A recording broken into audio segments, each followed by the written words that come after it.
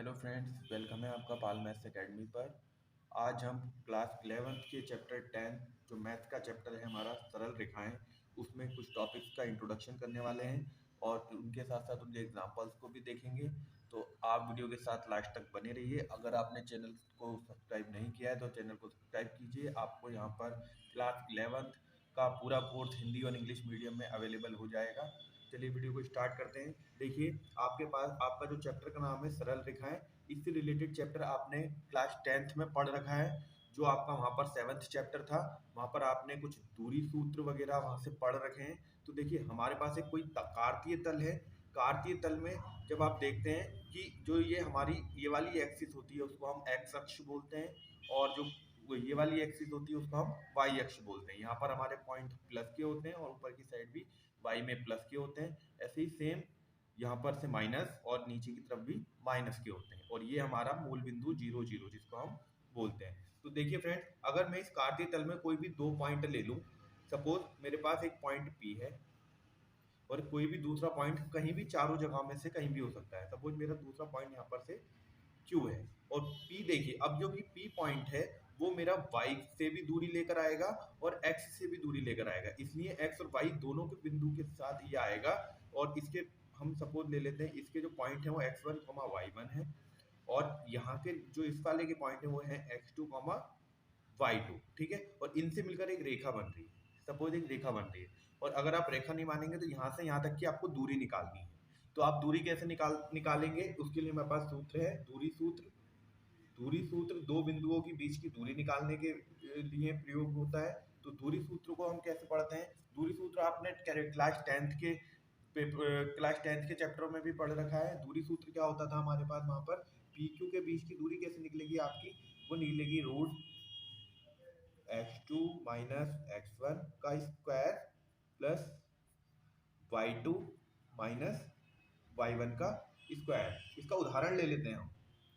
उदाहरण ले लेंगे कि सपोज 6, -4 और 3, 0 के बीच की दूरी ज्ञात कीजिए।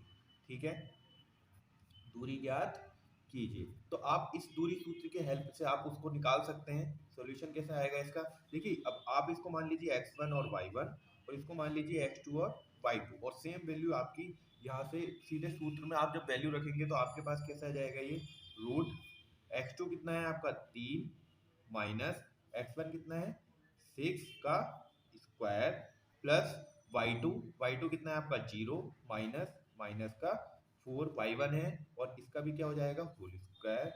अब इसको सॉल्व कर लीजिए, आपके पास कितना आ जाएगा, ये 6 में से 3 जब आप माइनस करेंगे तो कितना आएगा, माइनस का 3 का स्क्वायर प्लस, देखिए यहाँ पर माइनस माइनस प्लस 4 बचेगा, तो यहाँ से स्क्वायर 3 का स्क्वायर 9 होता है और माइनस का स्क्वायर प्लस ही हो जाएगा, तो 9 प्लस 16 कितना हो जाएगा हमारा ये 16। और जब मैं इसको सॉल्व करूंगा तो कितना आएगा 25, जो किसके इक्वल होगा 5 के इक्वल। 5 के इक्वल कैसे हुआ कि 25 को 5 का स्क्वायर लिख सकते हैं, और स्क्वायर से रूट कट के कितना बचेगा ये 5।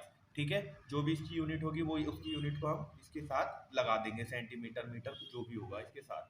अब दूसरा, आपने इस चैप्टर के अंदर आप क्या देखने वाले हैं, आप यहाँ से विभाजन सूत्र भी आपने जब देख रखा है। विभाजन सूत्र मतलब जब कोई एक कार्तीय तल हो और इस रेखा को कोई दूसरी रेखा कुछ अनुपात में विभाजित कर रही हो। जैसे मेरे पास एक कार्तीय तल है, उसमें कोई रेखा है जो P और Q से मिलकर बनी है, P और Q से मिलकर बनी है, उससे कोई तीसरी रेखा किसमें काट दे रही है, एक अनुपात में विभाजित कर दे रही है कि उसका एक हिस्सा यहाँ रह जा रहा है, दो हिस्सा यहाँ रह जा रहे हैं, या बीच से बिल्कुल काट रही है तो एक हिस्सा पूरा यहाँ, एक हिस्सा पूरा यहाँ।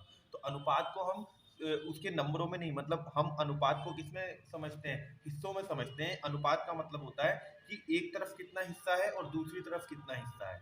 तो ऐसे ही पी क्यू जो लाइन थी उसको किसी तीसरी लाइन ने 1:3 में विभाजित कर दिया। का मतलब क्या है कि उसका एक हिस्सा तो एक तरफ रह गया और 3 हिस्से दूसरी तरफ चले गए। टोटल जितनी वो लाइन थी उसका एक हिस्सा एक साइड को रह गया और बाकी के हिस्से यानी 3 हिस्से दूसरी साइड को चले गए। हो सकता है वो तीसरी लाइन बीच से जा रही हो, बीच से जा रही हो, तो मतलब वो तीसरी लाइन ने उसको उसके मध्य बिंदु से काटा है। तो हमारे पास विभाजन सूत्र क्या है, विभाजन सूत्र विभाजन सूत्र लिख लेते हैं हम। विभाजन सूत्र में देखिए सबसे पहले लिखते हैं x1 कॉमा y1 और x2 कॉमा y2 को को मिलाने वाले रेखाखंड को मिलाने वाले रेखाखंड को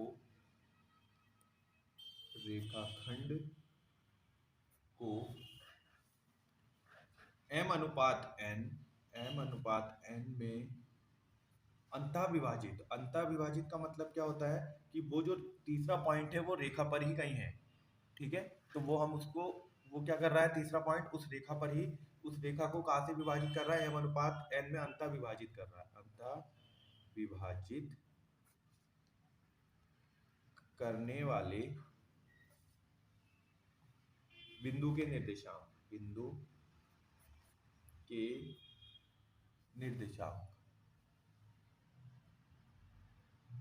देखिए कोई एक लाइन थी जिसको तीसरी लाइन ने विभाजित कर दिया, हम मान रहे हैं कि उसको m अनुपात n में विभाजित कर दिया है PQ वाली लाइन को, तो हमारे पास इस बिंदु के निर्देशांक कैसे आएंगे, वो इस सूत्र से आएंगे। कौन सा सूत्र है वो, m x2 plus n x1 upon m plus n comma m y2 plus n y1 upon m plus n, ठीक है। तो यहाँ से उस बिंदु के निर्देशांक आ जाएंगे, ठीक है। तो हम इसका एक उदाहरण ले लेते हैं, हम इसका कि उस बिंदु के निर्देशांक ज्ञात कीजिए जो a 1 कॉमा -3 और दूसरा पॉइंट है b -3 कॉमा 9 को 1:3 में अंतः विभाजित करता है। कोई एक लाइन थी जिसके हम a और b पॉइंट हैं, a के निर्देशांक हमारा 1 -3 है और b के निर्देशांक है -3,9, ठीक है। ये सब कुछ कार्तीय तल में हो रहा है। दूसरी चीज, अब वो जो तीसरी लाइन है उसको 1:3 में विभाजित कर रही है, तो हमें यहाँ इस वाले पॉइंट के निर्देशांक चाहिए जो उसको अंतर विभाजित कर रहा है। तो ये कैसे निकलेगा हमारा, देखिए जो इस वाले सूत्र को आप देख रहे हैं, यहाँ से आपका x, जो आप इस पूरे को सॉल्व करेंगे तो इस बिंदु का x पॉइंट निकल जाएगा, और जब आप इस पूरे को सॉल्व करेंगे दाएं हिस्से को, तो आप इसका y पॉइंट निकल जाएगा, ठीक है। तो आप x पॉइंट निकाल लीजिए। सबसे पहले इसका x पॉइंट के लिए हमारे पास सूत्र क्या है, x बिंदु को निकालने के लिए सूत्र क्या है, हमारे पास सूत्र है mx2 प्लस nx1। तो m की वैल्यू आपके पास ये है और n की वैल्यू आपके पास ये है, तो सारी वैल्यू पुट कर लीजिए। m की वैल्यू आपके पास 1 है, 1 इंटू x2, यहाँ से x1 y1 और ये x2 y2, ठीक है। तो -3 प्लस n की वैल्यू है 3 और x1 दूसरी हमारी x1 की वैल्यू कितनी है 1 अपॉन m प्लस n, यानी कि 1 प्लस 3। तो आपके पास यहाँ से आ जाएगा -3 प्लस 3 अपॉन 4, यानी कि कितना आ जाएगा 0/4 इज इक्वल टू 0, ठीक है। और y भी निकाल सकते हैं यहाँ से आप, y के लिए दूसरी तरफ आप मान रख दीजिए, यानी कि m का मान 1, y2 का मान आपके पास है 9 प्लस n की वैल्यू है 3 और y1 का मान है आपके पास माइनस का 3/1 plus 3 is equal to 9 minus 9 is equal to 4, और यहाँ से 0/4, और इसका भी क्या आ गया हमारा आंसर 0। तो वो जो अंतःखंड कहाँ से विभाजित हो रहा है उसके बिंदु के निर्देशांक क्या है हमारे 0,0, यानी कि x, y के वो जो यहाँ पर पॉइंट आना चाहिए x, y लेकर ही आएगा, तो यहाँ पर से क्या आ गया मेरे पॉइंट 0,0, ठीक है। अगर जो लाइन है हमारी वो उसको मध्य बिंदु पे विभाजित करे, उसके लिए हमारे पास कौन सा सूत्र है, तो मध्य बिंदु से विभाजित करने पर लिख लेते हैं इसको भी, मध्य बिंदु से विभाजित करने पर तो आप ये समझ लीजिए मध्य बिंदु से जब ये विभाजित करेगी तो हमारा अनुपात क्या होंगे, देखिए पूरा हिस्सा यानी कि अनुपात यानी 1:1 में विभाजित करेगी। सपोज ये लाइन कोई 4 सेंटीमीटर की लाइन, ठीक है। पहले हम इसको कॉन्सेप्ट को क्लियर कर लेते हैं कि कोई भी एक लाइन है, ये हम कहेंगे कि तीसरी लाइन इसको विभाजित बराबर भागों में कर गई, यानी मध्य बिंदु से कर गई। यानी कि अगर इस टोटल लाइन के दो हिस्से मानो तो एक हिस्सा इधर रह गया, एक हिस्सा इधर रह गया, यानी उसके अनुपात बराबर हो। अगर किसी रेखा के अनुपात बराबर हैं, कोई तीसरी लाइन अगर उसको काट रही है और उसके अनुपात बराबर हैं, तो हम ये मानेंगे कि वो जो लाइन तीसरी वाली काट के गई है वो किस पे काट गई है, मध्य बिंदु पे काट के गई है। और उसके निर्देशांक कौन से सूत्र से निकलते हैं, उसके लिए भी आप सूत्र नोट कर लेंगे। उसके निर्देशांक निकलते हैं x1 प्लस x2 अपॉन 2 और y1 प्लस y2 अपॉन 2। ये आपके मध्य बिंदु के निर्देशांक निकालने के लिए सूत्र है, आप इसको नोट कर लेंगे। ठीक है, अब बढ़ते हैं आगे की तरफ को। आगे क्या दिया है उसने हमें कि एक कार्तीय तल में कोई तीन बिंदु हैं और तीन बिंदु मिलकर कौन सी आकृति बनाएंगे, एक त्रिभुज बनाएंगे।